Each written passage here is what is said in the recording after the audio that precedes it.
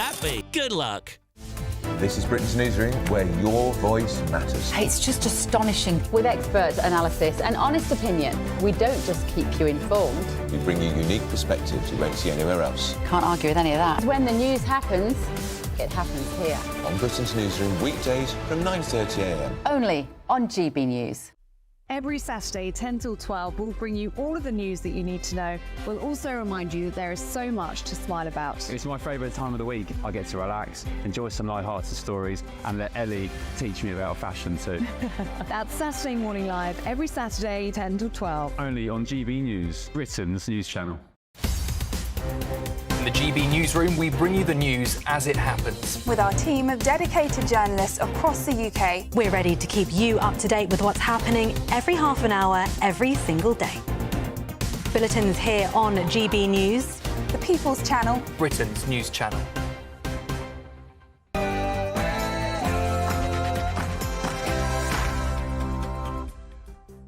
Hello there, it's 6 o'clock. I'm Michelle Dewberry, and this is Dewbs & Co. Now, look, I tell you often, ladies and gents, don't I, that we seem to live in clam world. Well, do you remember the early prison release the other day? Well, it turns out that 37 prisoners were released who shouldn't have been. A mistake, if you will. And get this, we've got no idea where some of them even are.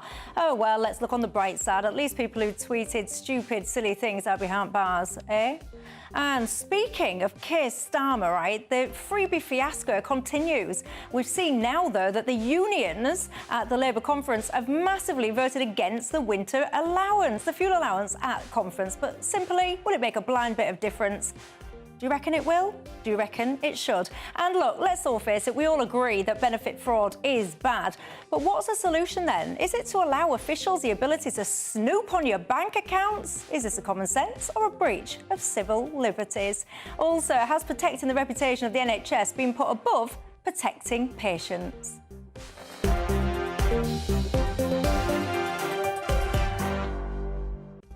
All that and more, but first, the 6 o'clock news headlines.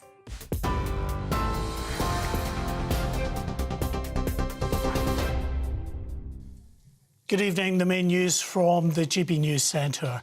The Prime Minister has told GB News there are legitimate concerns over migration levels. Sir Keir said he tended to agree with those levels being too high, but he told our political editor, Christopher Hope, that those concerns were no excuse for violence. You understand, people have legitimate concerns about immigration, and we should debate them. And where they say to me, we think migration is too high, then I tend to agree with that. And the reason is because, well, among the reasons is because of the skills failure over the last years, and we need to fix that. Many people across the country are concerned about immigration, but they wouldn't for a minute go onto the street and throw a brick at a police officer. And I think it is wrong to pretend that they are one and the same. They are not. The Prime Minister was speaking ahead of his speech to the United Nations, where he called for British nationals in Lebanon to leave immediately. The Prime Minister said that now more than 1,200 UK troops, aircraft and ships were on standby to evacuate Britons if necessary. Warning sirens sounded in Tel Aviv this morning as a missile was intercepted by air defence systems after it was detected crossing from Lebanon. Hezbollah has confirmed it launched a missile targeting Mossad headquarters. It claims the intelligence agency is responsible for assassinating leaders and blowing up pagers and walkie-talkies in Lebanon. Well, the Prime Minister is at the centre of fresh controversy over a decision to accept several weeks' accommodation at a luxury property in London. The accommodation was made available by Labour donor Lord Ali, and the stay was valued at around £20,000. Sir Keir defended his decision to accept the offer, saying it was because his son needed somewhere to revise for his GCSEs. He said the family home was besieged by journalists during the election campaign. Detectives investigating the attempted abduction of a baby on a train in Nottinghamshire have released an image of their prime suspect. British Transport Police say the man grabbed a baby girl from her mother's arms and took off down the carriage as the Northern train service approached Worksop station. A relative managed to grab the baby back from the man. The attempted abduction happened in August, but police have now released the image as other inquiries have been unable to identify the suspect. And a new weather warning for heavy rain has been issued by the Met Office, which could cause further widespread flooding and travel disruption. The yellow warning's been issued for much of England and Wales, parts of the West Midlands and the northwest of England between 5 p.m. tomorrow and 10 a.m. on Friday. The Met Office says there's some uncertainty in the details of this warning, but some areas could see up to 30 millimetres of rain in 2 to 3 hours. Philip Schofield is returning to television 16 months after his departure from ITV's This Morning.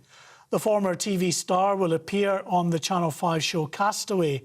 The programme's producers released the promotional video as the 62-year-old told his followers on Instagram, "Now you know how I spent my summer, alone for 10 days, no food, no water, no crew."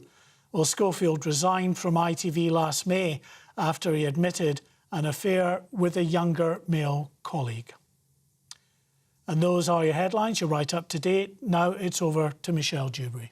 For the very latest GB News direct to your smartphone, sign up to News Alerts by scanning the QR code or go to gbnews.com/alerts.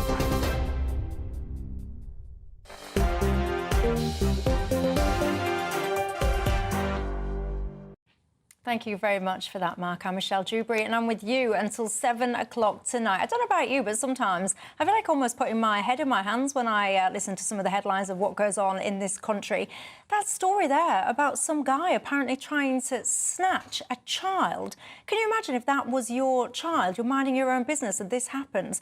I certainly wouldn't be that pleased about his mugshot, potential mugshot, should I say, being released a month and so down the line. Would you? Also, that Philip Schofield thing, weird. Do you not think? Anyway, look, there's lots that I want to talk to you about tonight, and alongside me until 7 o'clock tonight, I've got my panel. I've got Aaron Bastani, the co-founder of Novara Media, and I've got Peter Hitchens, the columnist at The Mail on Sunday. Good evening, gents, to both of you. Good evening. Evening. And you know the drill, don't you? It's not just about us, it is about you. So what is on your mind tonight? You can get in touch with me all the usual ways. Email gbviews@gbnews.com. Go to Twitter or X or whatever you want to call it, reach me there, or go to the website gbnews.com/yoursay. Now, we've all seen that Keir Starmer speech at the conference yesterday. Well, fast forward to today, the Prime Minister is in New York. Very well. Very good to see that he's taking his commitment to climate change seriously. He's there for a summit at the United Nations, and he has sat down with our political editor, Christopher Hope. Christopher joins me live now. Christopher, good evening to you. So bring us up to speed then. How was the Prime Minister today? Go on. Of course, yeah. Welcome to New York City on the banks of the Hudson River. Yesterday we were on the banks of the Mersey in Liverpool, where of course Keir Starmer spoke to his activists and members and MPs, members of the cabinet. Now he's here in New York, where he's trying to deal with two massive issues for him globally. We're trying to evacuate Britons from Lebanon right now. We've got two warships in the region. Many might move to Cyprus. Separate to that, there's the war in Ukraine. Zelensky is here, the leader of Ukraine. He's trying to get the Americans and the Brits to sign up to his victory plan, one final push to try and beat Russia and force a concern there might be if Donald Trump wins the presidency in November, he might try and force Ukraine to sue for a peace that they don't want. But while I'm here in New York City, I've been able to interview Sir Keir Starmer, and he has been saying some quite interesting remarks to GB News tonight. He's saying how people are absolutely not far right if they're worried about migration issues. He says that migration, he thinks net migration is too high. It will come down under Labour. He's not trying to excuse the violence we saw, the riots we saw back in the summer, but he's trying to say he goes towards where many of our viewers are, certainly on your show, Michelle. They're concerned about migration where they are, and they feel they can't express those feelings without being attacked by the left, and that irritates them. He also said he would pursue and go further and not go back on his plans to withdraw the winter fuel payment from pensioners. We know that was passed through into law just last month. That will not be changed, despite Labour members today in that conference in Liverpool, as it wrapped up voting against. He also said, and maybe a relief to many viewers, that last orders will not be cancelled by the Labour government. They may look at stopping smoking in pub gardens, but not limiting opening and closing hours for pubs. I did ask him, though, whether he felt that the nanny state is now going to be sort of bedded into this country over the next 5 years. He just said that it's quite important to take issues for all of us, not necessarily respect the freedoms of individuals, and that applies to smoking. So interesting interview there with Sir Keir Starmer, playing out all night on GB News. Interesting stuff. Thank you very much for that, Christopher. Hope I shall leave you to the Big Apple. Sausages last night, Big Apples tonight. What a balanced diet we seem to have in this country. Look, one of the things that got you guys talking a lot last night off the back of Keir Starmer's speech was this whole notion that he's going to now prioritise housing for the likes of veterans. That received a lot of support from you guys. He was asked about that from Christopher. Let's just listen. It's a very important commitment that we've made, because too many veterans who have, given so much to their country find themselves without a roof over their head. So because we've taken the difficult decisions on planning, decisions that were not taken for years, we can guarantee that they will have a roof over their heads. So Homes for Heroes becomes a reality and not just a slogan. Ahead of other groups, so importantly. Yeah, that will require regulation to be passed to make that priority. But it's not ahead of all other groups. This is unlocking, a real step forward on homelessness for many people who are homeless. I'll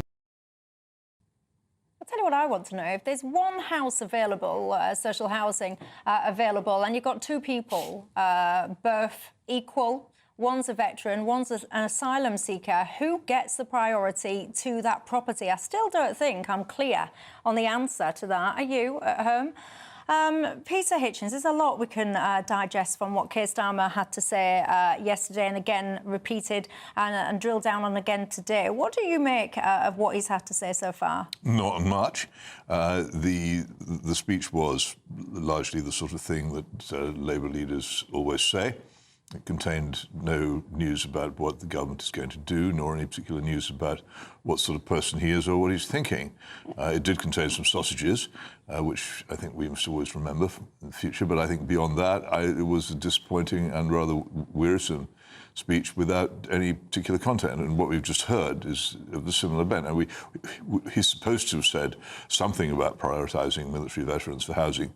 But when you actually hear him speak, he departs from the English language into some strange formula from which it's impossible to tell who actually will get priority. So we'll see what happens to that when it really happens. For me, as someone who has some respect for the old Labour movement, I'm absolutely astounded and appalled by the way in which the Labour Party was so quick to distance itself from any moves to restore sensible alcohol licensing laws to this country, which were idiotically destroyed by both Labour and the Tories in the 1980s, and which have resulted in the most appalling outbreaks of drunkenness, violence and disorder ever since, as anybody with any sense knew they would. It's not just, I never expected Labour to do anything about it, although Labour was once the party of temperance and of opposition to widespread drunkenness and departed from that only quite recently. I wasn't expecting them to suddenly recover their conscience on this. But to be so embarrassed and sending out the rapid denial squads to say so quickly that something a senior member of the party had said wasn't true, and that there was absolutely no intention of reducing the hours available for drinking alcohol was quite striking. Some of us may remember the text sent out during an election by the Labour Party, don't give a 4X for last orders, vote Labour. This is crude. Populism would be a polite way of describing the sort of politics. I think it's very distressing to see a once great party resorting to this kind of pandering. Leave my last orders alone. That's what I beg everybody. It's one of those small pleasures in life, isn't it? I don't know. What's your thoughts? Aaron Bastani? What, having drunks rolling about the street all night? Yeah, but Is that a great pleasure? If people are going to get drunk, they're going to get drunk if they leave the pub Michelle, you're midnight, so young. 11 or 7. Michelle, you're so young. You don't remember what this country was like before first the Tories and then Labour actually abolished the 1915 licensing laws, under which it was much, much harder to get a drink, and there was much less drunkenness as a result. One of the quotients on this that you could actually tell, there was a survey that used to be done in Glasgow. The less drink that was available, the less spousal beating there was, and it's a very simple thing which anybody should want to reduce, and it's a result of making drink more readily available. Well, I can't claim to be really old, but what I do remember is having an alcoholic father, and he was very into spousal beating, and it was irrespective of what time he left the pub. I can tell you that. Aaron Bastani, your overall thoughts on Keir Starmer? Well, I hope Peter is encouraged by the fact that younger people drink less. They do. So maybe that doesn't need to be legislated for, because there is a shift there. In terms of the speech, boilerplate, meandering, in parts nonsensical, and Peter's right. Just a moment ago, we saw that Keir Starmer's pledge to end homelessness for veterans is possible because of, wait for it, planning regulations. Are they going to build the houses in the next 6 weeks, the next 6 months? That strikes me as very strange. It was a very unimpressive speech, and here's the analogy. Keir Starmer has been campaigning for years that the country is broken, that it needs immense change, and yet we finally got the medicine offered, not just yesterday, but in recent months. It's equivalent to somebody saying a patient has cancer and then responding by saying, well, if you want to get better, here's a herbal tea. It's ridiculous. You can't say the problems are immense and yet the solutions are so trivial. So much about Keir Starmer, this Labour government, is for PR. Take, again, that Veterans Pledge. That's exactly the kind of policy you do day one, entering 10 Downing Street. They announced it during this conference because the proverbial has hit the fan with regards to polling. 6 in 10 Brits don't trust Keir Starmer, 29% in one general election poll, and last weekend he was more unpopular than Rishi Sunak. So this is really throwing the kitchen sink at the problem, and the issue is when you throw the kitchen sink at problems, actually, they may not have thought about it, actually, it may not be that deliverable. Well, one of the challenges... Also, do we believe him? We all remember Gordon Brown's great Gillian Duffy mess-up where he left his microphone on and he referred to her as a bigoted woman.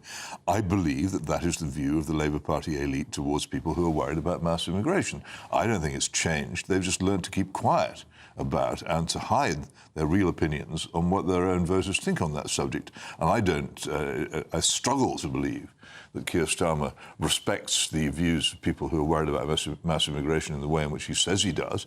Let's see what action he takes to back that up. I think you'll probably find 2 years hence that yet again a government which says it's against large-scale net immigration has done nothing to curb it. Well, he said, didn't he, when he was asked again by Christopher Herp about, if you're concerned about immigration, are you far right? He did go on to say, no, you're not, but then you shouldn't conflate people being concerned about immigration with the same people throwing bricks at the police. Well, no, of course you shouldn't conflate those two things. You shouldn't be throwing bricks at the police. But I would be interested then, does that mean that Keir Starmer regards the Hare Hills rioters then as being far-right rioters? All makes very strange, confusing sense to me. But look, Keir Starmer again, under pressure again. I mean, just when you think these kind of freebie fiascos seem to be drying up, the latest episode of this is that apparently he used Lord Ali's mansion, or one of them, to provide safe studying space for his son during his GCSEs. A value has been attributed to that of £20,000. Yeah, that's what we all do. Yeah. If our children are studying for their GCSEs and it's difficult, there's noise or disruption, we find a multi-millionaire friend and we get him to put them up in a flat in Covent Garden. That's what we all do, isn't it? Lord Ali... It's just, there are many, many other ways, particularly of well-off middle-class people in North London, presumably having family and neighbours, of solving this problem without calling on a multi-millionaire. Right. Lord Ali is the Michael Jordan of Labour cronyism. You know, it's quite funny when he was questioned about this. Well, who paid for it? Was it Lord Ali? And Keir Starmer, of course. Who else could it be? This is an £18 million apartment in Covent Garden, spitting distance from the Royal Opera House. And what's interesting is that actually the duration for which his son stayed there extended to a month after the end of the GCSE exam period. So maybe Starmer Jr. was enjoying himself with a few friends. By the way, he's perfectly entitled to, but that shouldn't be paid for in this glorious penthouse by a donor who, by the way, was given access to number 10 when he probably shouldn't have. And he is a very successful business person. He's worth several £100 million, Lord Ali. And I think there's a huge potential conflict of interest there. Shouldn't be happening. Lord Ali, what's in it? Because it almost reminds me, I'm not suggesting there's inappropriate stuff going on, but when I think of like a sugar daddy relationship type thing, when you've got a man buying all of this clothing, it's all a little bit weird. But the Downing Street access, you see. Yeah, this gives you a clue. But there's also, I mean, he is on record, I believe, as having been quite keen on press regulation. I bet he's even keener on it now. But whether he can have any influence on policy, I don't know. But the feeling of being a political insider with access to Downing Street, for some people, is an immensely valuable and desirable thing. And he gets it. And there it is, your explanation given. The question has to be asked, after so many years of this sort of stuff, and it is bipartisan, let's face it, how do politicians still not realise how much it annoys people, and also how bizarrely simple it is for people to see this is wrong. It's obviously wrong if somebody else is buying your wife's clothes for you. But it's just obviously wrong. The flip side, and I've got to say this, is that there's lots of people who don't actually think this is wrong, and there's lots of people that think this is all absolutely above board, and there's lots of people that are saying, hang on a second, why are you putting all this scrutiny onto Starmer? You wouldn't have done it when it was anyone else. Briefly, Aaron. I'll reply to that quickly. Go on, then. What's absolutely certain is that what Keir Starmer is accused of is not a touch on what many Conservatives were getting involved in under the last government. The point is, the phrase that we heard time after time in his speech yesterday, was politics in the service of the people. That does not look like free designer sunglasses, free Christian Dior ties, free football tickets, your son staying in a £20,000 rent, £18 million penthouse. That is not politics at the service of the people. So I think Keir Starmer's being judged very harshly when you compare him to the Conservatives, but he's being judged harshly because of the rhetoric he is saying. He asked to be judged harshly by the way he campaigned. Well, there you go. The words "lame excuse" come trundling across the table again. It is the business about his son's GCSEs. One of my viewers. We all want his son to do well. One of my viewers, Dave, he wants to get to the crux of the matter. He says, Michelle, can you try and find out whether or not it's true that Keir Starmer's suits were made on Savoy Row? I see what he did there, Dave. I like it. I like it. Look, there's lots to talk about after the break. Prisoner release. Get this. Almost 40 prisoners released by mistake. And also the union now voting about the winter fuel allowance. Will it make a blind bit of difference? I'll see you in 2.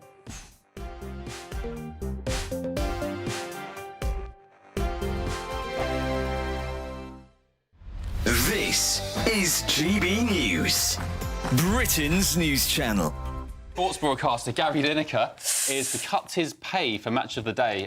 So he's in talks with the Beeb over a multi-year deal for Match of the Day after volunteering to take a pay cut. Yeah, so he's volunteering £350,000 to knock off his salary. So he'll just be taking home a comfortable $1 million. So, you know, maybe he'll need some clothes donations as well. But you can't really argue with that, can you? I'm sure that money will be spent better elsewhere. It's still a massive salary, isn't it? It is still a massive salary. I think the thing with things like this is that I don't know how much of appeal, and, you know, I'm not the biggest football fan in the world, but, you know, how much of an appeal does Gary Lineker have? And when you think of the BBC, where it's not really out to make profit, I really feel like jobs like that should go to young upstarts, young presenters, getting in new talent, rather than paying the old talent £1 million. Yeah, I reckon, Esther, if you ask Match of the Day viewers, do you tune in to see Gary Lineker or do you tune in to watch the football highlights? They tune in to watch the football highlights. They tune in to watch the football highlights and fall asleep on the sofa. Yeah. They don't care about Gary Lineker and all of his cronies and all of his mates. He gets the same people in again and again. Look, I think, talking about optics, because we're talking about optics today, aren't we, about the clothes and everything. Gary Lineker, the optics, what a hero. That's what he's doing. He's making himself look good by giving back in his way. I mean, absolutely, we want new talent. I would much rather have more voices and different people on Match of the Day. I watch it occasionally with my family. I wouldn't tune in myself that much. I can never stop. But they have the same people all the time. Yeah. To be fair, the plot twist here is that, was it Jermaine Jenas? Was that his name? Last time we were here. Was kind of like set to take over, or that was the rumour, but now obviously that's not going to happen. So it might have been that Gary was out the door and they've actually said, oh, actually stay a bit longer. GB News, the People's Channel. Every Saturday, 10 till 12, we'll bring you all of the news that you need to know. We'll also remind you that there is so much to smile about. It's my favourite time of the week. I get to relax, enjoy some light-hearted stories, and let Ellie teach me about fashion too. That's Saturday Morning Live, every Saturday, 10 till 12. Only on GB News, Britain's news channel.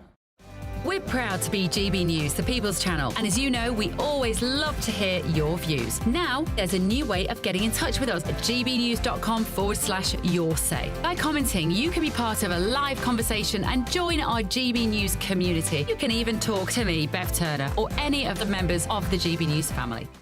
Weekdays on GB News. Wake up to breakfast every day from 6 a.m. Followed by Britain's newsroom at 9:30. At noon, it's Good Afternoon Britain. Followed by Martin Daubney from 3 p.m. Only on GB News, the People's Channel, Britain's news channel.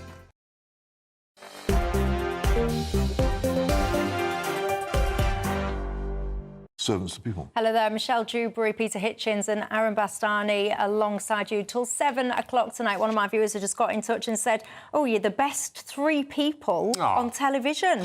He went on to say Peter is like a god to him. Well, then let's get carried away. But Lord Ali for Keir Starmer. Yeah, there you go.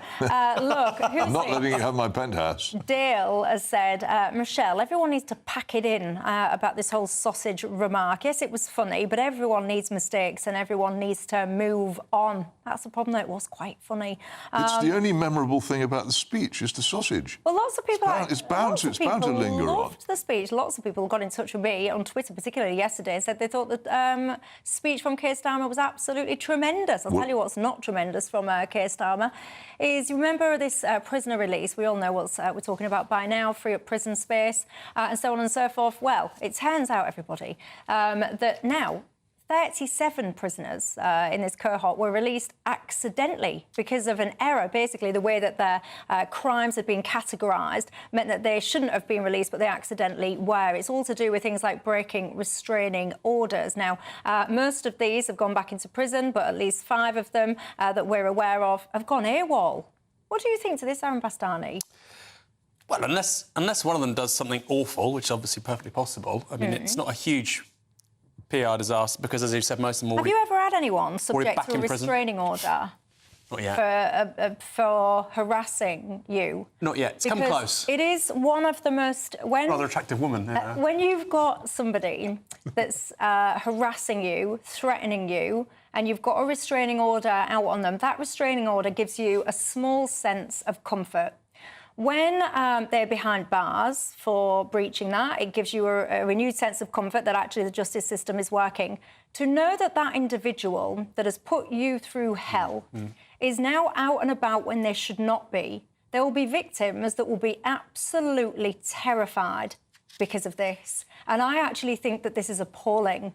I think it's so appalling when you start talking about halving abuse towards women and girls, and then we find out that actually people on restraining orders are out and about and we don't know where they are. But, hey, it's all right, everyone, because someone that tweeted something absurd on Twitter is behind bars, so, hey, high five us. I'm really concerned about this.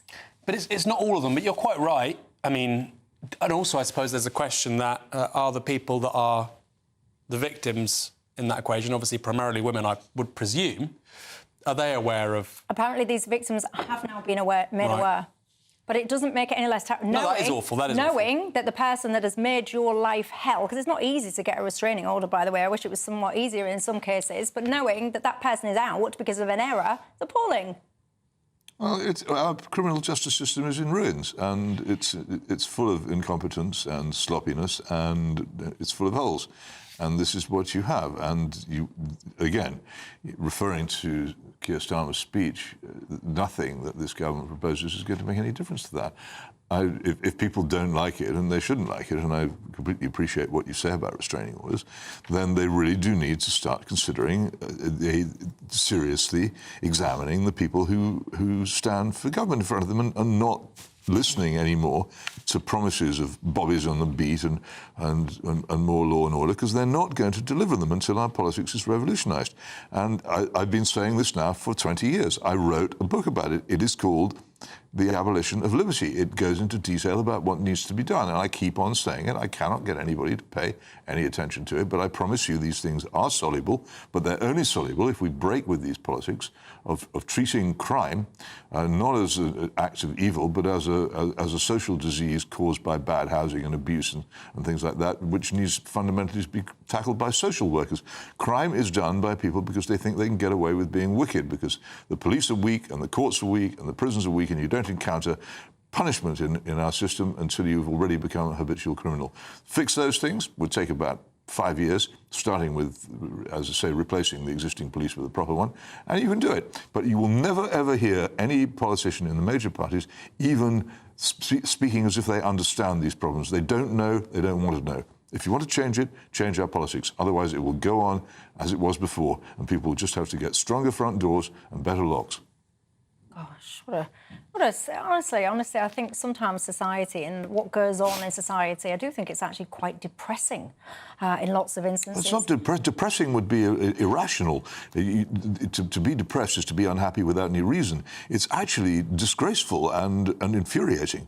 But what's most infuriating about it is any attempt to initiate a public debate about it dies at birth, because nobody is seriously interested in our thinking classes, in our governing classes, in our media classes. They swallow slogans and rubbish over and over again, and they never do anything about it. And it's taken years to get to the point where people are beginning to accept a point I made 20 years ago, that our police are simply not doing the job for which we pay them and need to be replaced. And you'll have views on that at home, I'm absolutely sure. Winter fuel allowance, you've seen the unions today. They wanted a vote at conference on Monday. The vote was pushed back to today. They're not happy about that because loads of people have basically gone home.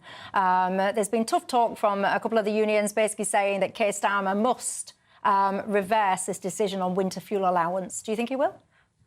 No, because, of course, that's the admission of making a mistake, which, by the way, Keir Starmer has never done, ever, in his political career. I think a really instructive thing with regards to this is his newfound YIMBYism. Yes, in my backyard. We need to build, build, build. If you look at his voting record in 2015, Keir Starmer opposed HS2. Why? Because it meant knocking down Euston. Why does he care about that? Well, because it's in his constituency. He was a NIMBY, not in my backyard. And so... People can change? That's true. People can move constituency, yeah. Although, at that point, it's important to say, he was in his early 50s. It's not like he was some young political whippersnapper. But you're right, people can change. But he's gone from arch, Remainer, free movement, to saying to your colleague earlier today that we need to have low immigration.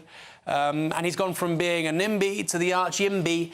And I think, given all that, you look at the winter fuel allowance, I suspect it's going to be very hard for him to change course on this. I have to say, even if you think it's sensible in so much as we need to reduce spending here or there, I don't actually think that, but park that for a moment. If you think we need to reduce government spending, it's incredibly ambitious to say, here's a benefit for 12 million pensioners, we're going to cut it to 2 million.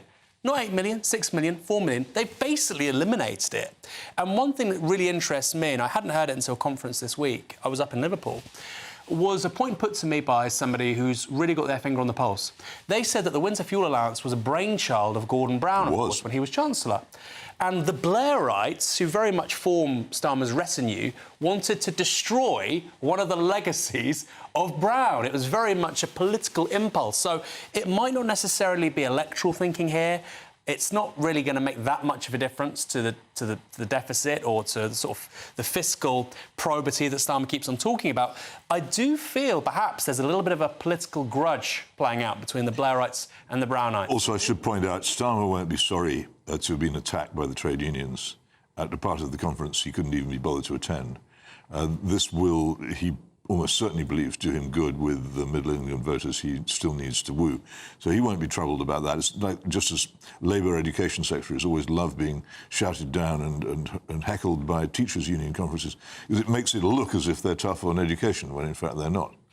This is triangulation. It's an old trick. I don't think he'll be at all bothered by that vote. What do you make to it at home? There's very strong opinions. I know what you make to it at home, this winter fuel thing. You tell me you think it's appalling. That's one of the first priorities of this government has been to tackle this payment to pensioners, when you've got all the other seemingly endless spending priorities going on all over the place. I know you're very angry about that. One of my viewers has said, look, your earlier view was right. Mike from Salford says, enough with the sausages. What we need to talk about is serious subjects like mass migration. I can see where we have, but we've also talked about sausages. Mass migration. This, honestly, I know you all want everyone to move on from this, but it's going to rumble on for a long time. But look, lots that I need to discuss with you tonight. The NHS, have people basically worshipped at the altar, put its reputation and protecting that before protecting patient safety, and also to try and clamp down on benefit fraud? Should the authorities then essentially have free rein when it comes to looking at your bank accounts? You tell me.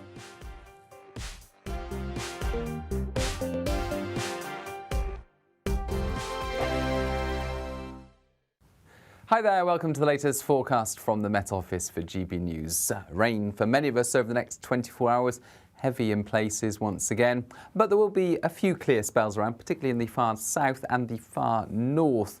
As this low pressure sends its frontal systems north, they will stall across Northern Ireland, southern Scotland, northern England during the rest of the day.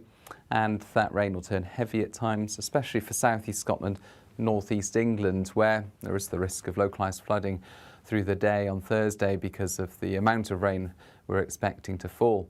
Further south, showers soon follow the main area of rain, a gusty wind and a mild night to come. A colder night for northern Scotland, where there will be some sunshine first thing on Thursday. Actually, Caithness, Sutherland, Western Scotland, the place to be for blue skies during Thursday morning. Showers, though, will start to move in from the north. Some patchy cloud around through central Scotland, but south of the Central Belt we've got a lot of damp weather, as well as for Northern Ireland we'll see outbreaks of rain, but the heaviest rain will be affecting North Wales and Northern England. Like I say, there's going to be some significant accumulations in places, particularly the North York Moors and the Pennines through the morning and early afternoon. To the south, across parts of the Midlands, East Anglia, the south of England and South Wales, a mixture of sunny spells, but also some blustery showers and some rumbles of thunder as well. These showers are going to be fairly lively, but we've got mild air moving back in, 17 or 18 Celsius, whilst cold air affects northern parts of the country. That cold air spreads south during Friday after some heavy rain first thing through the M4 corridor into the M5 as well. Could cause some problems during the morning rush, but that rain does move through, and then brighter skies for many and a chill in the air as northerly winds arrive, so a cold start to the weekend, but Saturday and Sunday are looking much brighter with highs of 15 or 16 Celsius. The latest GB News travel. Good evening, I'm Johnny Ratton. Long delays right on the Cheshire-Staffordshire border on the M6. Two lanes are closed northbound from junctions 16 to 17 heading north of Stoke-on-Trent following a multi-vehicle collision. The two outside lanes blocked off there. And in Lincolnshire, the A52 remains closed along the Sleaford Road at Boston. The level crossing barrier is stuck on down long queues through the town centre as you divert, particularly from Fidel Street, Tawney Street, Norfolk Street and John Adams Way. On the M1 in Bedfordshire, one lane's closed northbound near junction 11. The A505 Dunstable Luton exit where a car's broken down on the western stretch of the M25. The inside lane shut clockwise just after the M40 where a lorry's having its tyre changed. And in Hampshire on the M27 heading east from junction 5 to 7 heading away from Southampton, a car's broken down blocking off the inside lane causing queues past the scene. That's the latest. You can stay up to date throughout the day by visiting our website gbnews.com.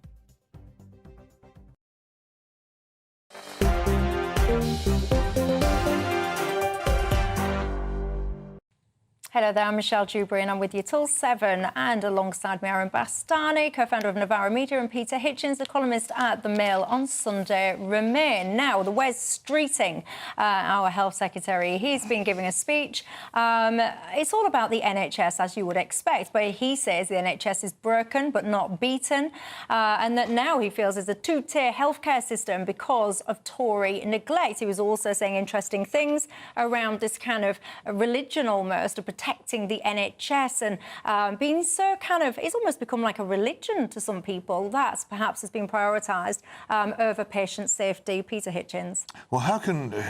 It is interesting, isn't it? There are two areas of government which ministers and indeed people working in them are allowed to say this is all rubbish. One is the prisons and the other is the NHS. Since Wes Streeting pronounced that the NHS is broken, anybody can say it's a hopeless mess. What is the point of this? Is to take some of the heat off them. But the whole debate about the NHS, such as it is, the one which Labour wants to have, is shall we continue to have this enormous public sector monster, which was designed in 1948 for a different world, which the trade unions like and which we have made into a fetish? Or do we actually want a proper health service which serves the people? But Labour like to confine this to, it's a choice between, if you don't have the NHS, you'll go straight over to the American system, or you have to pay $250,000 for a broken ankle, and everybody has to have incredibly expensive and inadequate insurance. This is not the choice. And it's time people who are interested in this, and everybody ought to be interested because most of us are going to end up in hospitals sooner or later, one way or another, is that there is another way of doing this, which the French do, which is a mixture of insurance and state, which is far more effective for similar amounts of money than our system and serves people far, far better. It's not a choice between America and Britain. There are other things they could do, and if they would stop making such a fetish out of the NHS as it is and recognise that there were perfectly good alternative systems available which deliver better health care to more people, more fairly than the NHS does. Until they start doing that, then we will get nowhere with this. But you never see any sign of it at all. It's always the implication, the only choice is either you have this or you have completely rampant, out-of-control private medicine which will leave people drowning in its wake untreated. That's not the choice. It's time people started looking just across the channel at what you can do in a country of a similar size and similar wealth to us. Aaron Bastani? France's healthcare system is fantastic. The counter-argument would be that the costs of transferring from one system to another would be very high. And, of course, that's the question for the electorate. Are you willing to spend hundreds of billions, probably, over 5, 10, 15 years to transition to what Peter is suggesting may be a better system? My view is that the NHS worked pretty well until 2010. I think it does need significant investment in things like kit. People say it's a bottomless pit. Actually, if you look at things like MRI, CAT scan, per capita, we have far fewer of those than the European average. Why are you picking out 2010? Are you basically saying it was fine until the Tories got hold of it? Yeah, well, if you look at it... Well, actually, even if you look at until 11, 12, 13, people's experience of the NHS was pretty good in terms of their surveys. It's really fallen off a cliff since COVID. That's when it's become an awful, abject service. And I think even if you said to the average punter out there, look, we think we can get the NHS back to where it was in 2017, 2018, the average person would go, OK, I think ambulance waiting times appalling, obviously waits in A&E appalling. But also another quick point, it doesn't really matter if we have a US system or a UK system or a French system. It does. If we don't... No, hold on, Peter. If we don't train enough doctors and nurses, and if we rely repeatedly on bringing healthcare workers from some of the poorest countries in the world, being told off by the World Health Organization, which, you know, we're not meant to be doing that. And so I think that's the kind of thing that you need to get political consensus on. We need to be training far more midwives, nurses and doctors. Aren't there artificial limits on the training of some? There are. There are restrictions, restrictions that the BMA support. Which are ridiculous. And also, it is in some way a reflection on our education system, which is another crisis-ridden mess. Fascinating figures this week on the number of people supposedly homeschooling. In fact, they've just deserted schools, which children often refuse to go to anymore because they're so bad and disorderly. All the major planks of our state are not working, and each of these things affects the other. But it is... Take one example of the French system. It's some years ago now since the French Minister of Health went into a hospital and closed the last open ward. If you go into a hospital in France now, you get a private room, as a matter of course. Everybody does. They don't have open wards anymore. Our system is basically still struggling along with open wards and mixed wards, something from the 1920s, which shouldn't be tolerated. Point, Peter, did it start this way, or did it evolve into that? We have what Nye Bevan did in 1948 was he created a healthcare system for a completely different country, a working class, a generally manual working class, exhausted, often injured and made ill, both by the working conditions they endured and by the living conditions they endured. And that was the sort of health service it was. We don't need that kind of service anymore. Also, there's an enormous amount of it which is basically maintained because the unions want it to be like that. The unions have ceased to be powerful industrial organisations. They don't, in general, go on strike, particularly the public service ones, but what they are is immensely powerful lobbies for high public spending on them and their members. And this doesn't necessarily produce the right result for organisations like the health service. You want to spend money not on employing people because the unions want to. You want to spend money on making sure that people who go into hospitals come out cured and that fewer people go into hospitals in the first place. Can I quickly say on the open wards thing? My wife, we were lucky enough to have a child come into the world 10 months ago. She gave birth. She was in an open ward for 2 nights with 3 other new mothers, and of course babies crying non-stop. No sleep. You've just been through this incredible physical trauma. You need to recover. Sleep is an incredible restorative form of medicine, and I couldn't agree more with you, Peter. We should not be having open wards in the 21st century. This is the other end of life. This happens as well. People who are old and very sick are kept awake by people shouting and screaming at night in open wards. It's disgraceful. The chances of anyone getting any good out of a hospital where they can't even sleep are pretty thin, actually. Well, what do you make to it at home? Dean says the topic I'm most concerned with tonight is the MPs on the onion gravy train for freebies. Oh, you're good. You're good. Let's talk about your bank accounts. Do you think authorities should be able to have free rein to be able to access, look at what's going on, all in the quest to try and reduce benefit fraud? See you in 2.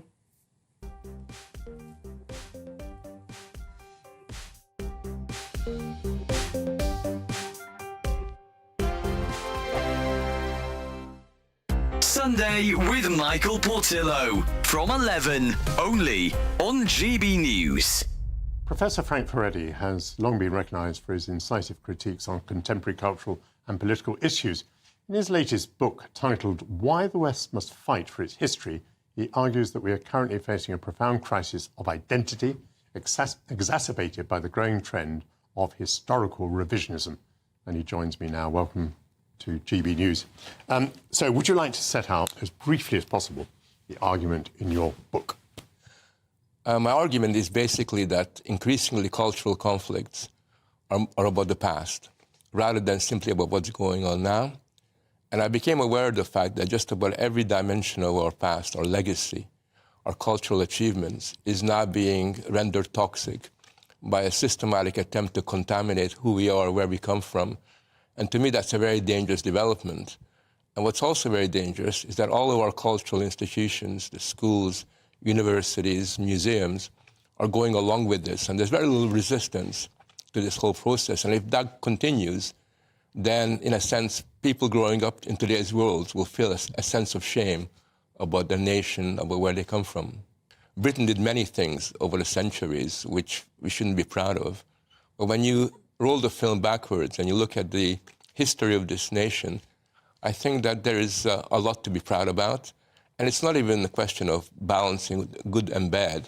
It's simply having an honest understanding that these achievements, from the Magna Carta onwards, are historically important. You cannot have an idea of tolerance without the contribution of someone like John Locke.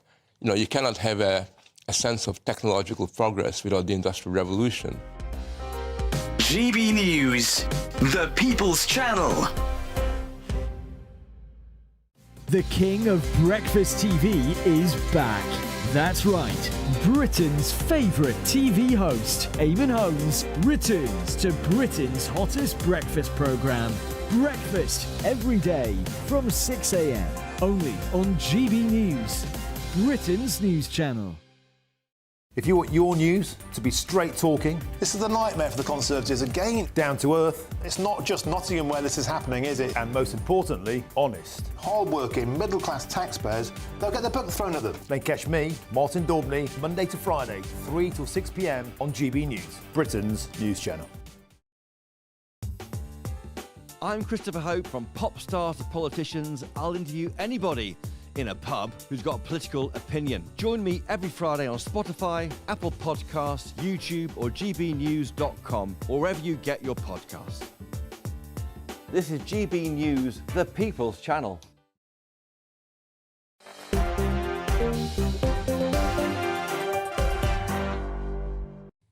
Hello everybody, Michelle Dewberry, Peter Hitchens and Aaron Bastani remain alongside me. Now, let's talk, shall we? Benefit fraud. I mean, everyone, surely, if you're right thinking, you're going to say that benefit fraud is wrong. Great.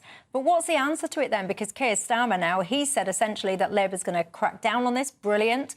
But one of the things that's been reported is that information from claimants' bank accounts, essentially, could be used to try and stop people swinging the lead when it comes to benefit fraud. What do you think to this, Aaron Bastani? Well, I'm on the left. I'm a socialist. I generally trust the state, perhaps a little bit more than some of your viewers and your listeners. But I think it's quite worrying because, of course, it's other people's money, yes. It's wrong, yes. But if one state agency starts doing it and that expands, then, of course, another state agency can do it and another and another. And personal finances is something of a red line. I think if there's a limited, targeted use of it, fine. But that's not often how these things end up. And the figures we're talking about here, by the way, are relatively small. I think it's several £100 million a year, basically, 1.6 billion over 5 years. Obviously, that's a lot of money. But when you actually look at the welfare bill in this country, housing benefit and, of course, pensions, if you want to consider that part of the welfare bill, that is big, big money. And, of course, pensions are going up because we're getting older. Fraud and error in the social security system apparently costs the taxpayer almost £10 billion a year. Peter Hitchens, what do you think? Well, I looked into this some months ago because one of the Liberty organisations was concerned about it. And my initial response was to say, well, I don't really think that the state peeping into people's bank accounts can possibly be right. But when I looked into it, the levels at which an experiment was conducted some time ago, I think the levels at which fraud was discovered were quite astounding. And if you could devise a system where it was wholly limited and could only be launched on suspicion, a real suspicion, and was utterly ring-fenced so that it couldn't be used as a precedent, then I can see a justification for it. I wouldn't say absolutely instinctively and without any further thought, don't do this. But I would say you would have to be very, very careful. As again, I agree with Aaron, personal finance is very much a private matter, and once the state is able to look into it, then you are in trouble. But benefit fraud is particularly nauseating crime. People are claiming to have things wrong with them which they don't have, or disadvantages they don't have, and they're taking away money from people who are often poorer than themselves. It costs an awful lot to pay for these benefits. So it does make my gorge rise a bit that people are behaving like this. So I can't quite bring myself to say never. Well, I'm sure that there was like a Tory proposal for this. It was voted down not that long ago. I think it was not that long ago.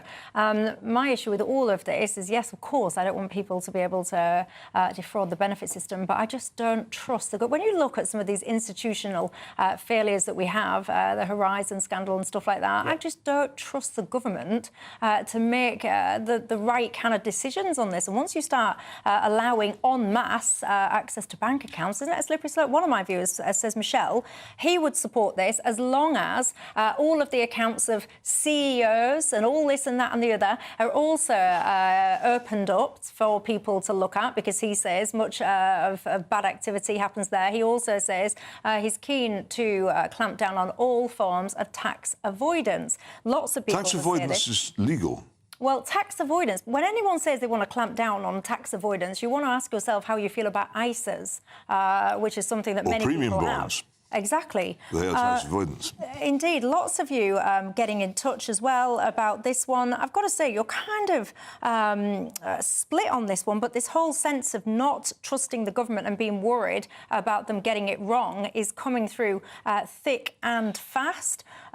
So many people as well just worried about general fraud, not just this whole notion of people defrauding benefits, but fraudulent activity, scamming activity. Once you start opening bank accounts and allowing mass surveillance, people worried, are you perhaps exposing yourself to that?